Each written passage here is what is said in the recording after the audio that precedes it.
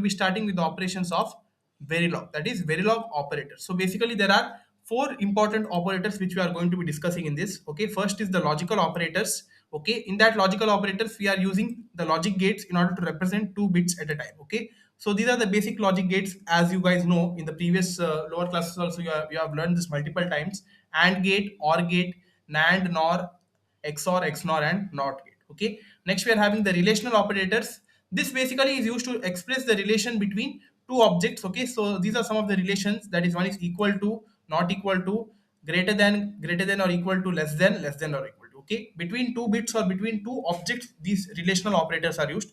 After that, we are having arithmetic operators. So it is used to perform arithmetic operations such as addition, subtraction, multiplication, and division. Then we are having shift operators. In that, it is used to move bits of an object in a certain direction, such as left shifts or right shifts. So these are the operators which are used under shift. Okay. So these are the operators which we are going to be discussing in this video, starting from logical operators. Okay. So this is the heading, logical operators. So what do you mean by logical operators? You see here, these operators perform logical operations such as AND, OR, NAND, NOR, XOR, XNOR, and NOT gate. Okay, the operation can be between two operands or on a single operand. Okay, it would be depending on the user input. However number of how much ever number of inputs are there, with respect to that the operation takes place. Okay, it is not dependent on any inputs. The operand can be a single bit or multiple bits.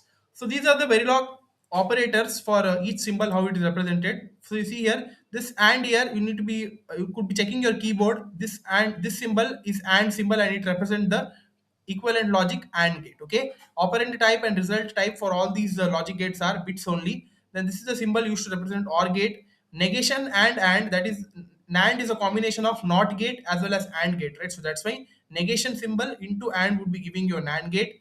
Negation symbol into OR symbol would be giving you an NOR gate. Then this up to the power symbol, the arrow symbol represents the XOR gate. Negation and the arrow symbol represents the XNOR gate, and only negation symbol represents a NOT gate. Okay, so these things are clear under Verilog operators.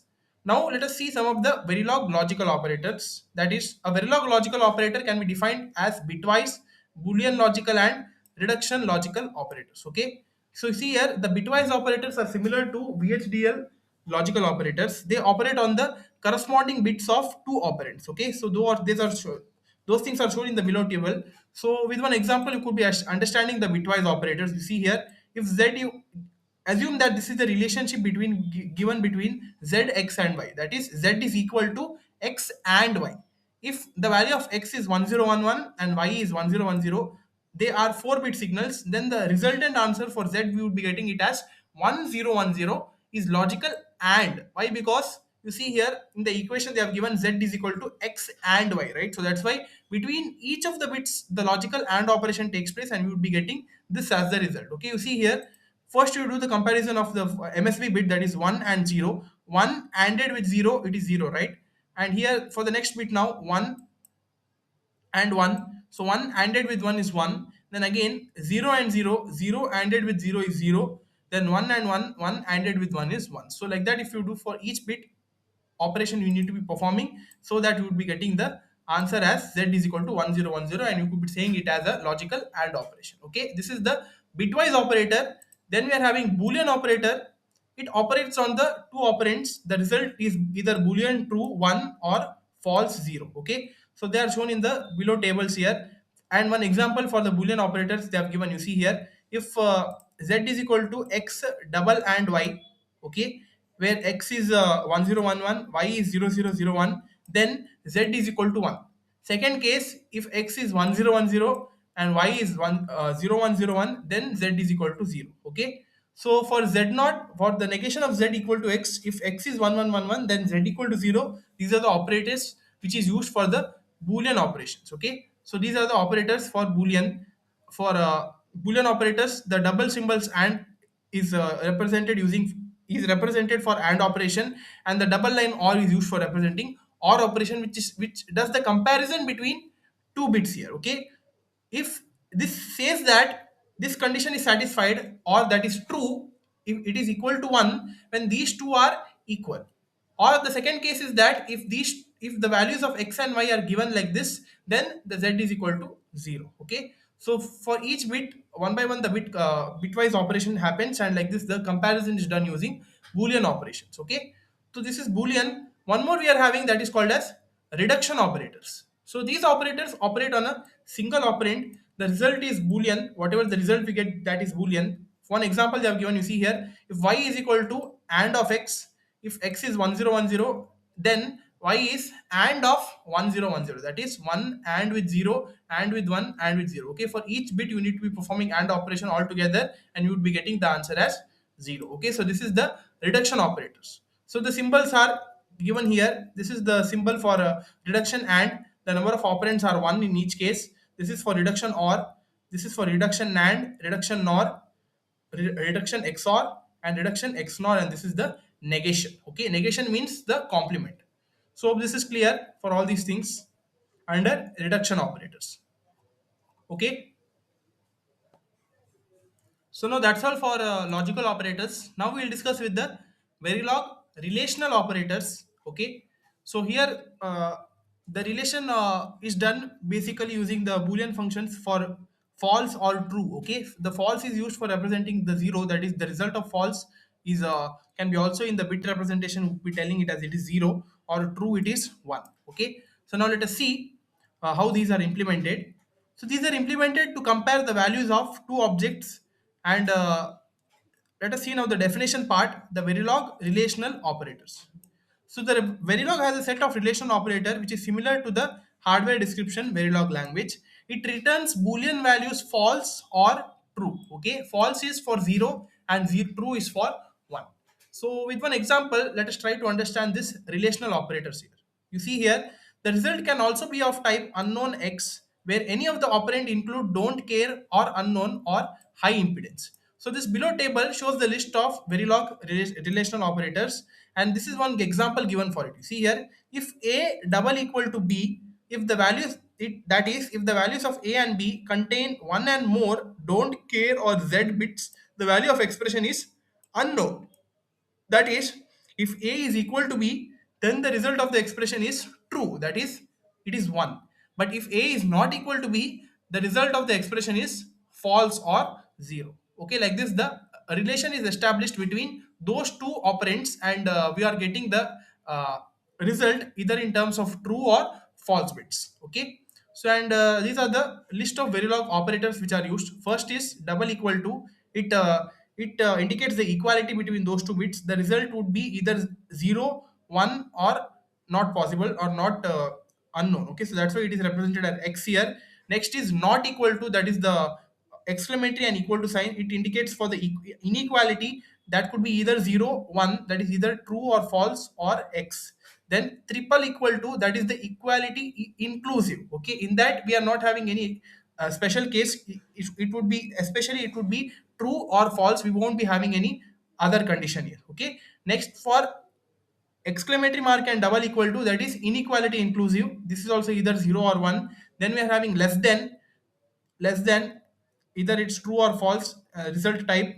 Then less than or equal to, greater than or equal to. Okay, so these are the basic relational operators which is used to be which is used to establish the relation between the two operands. Now let us see with the arithmetic operators. Arithmetic operators.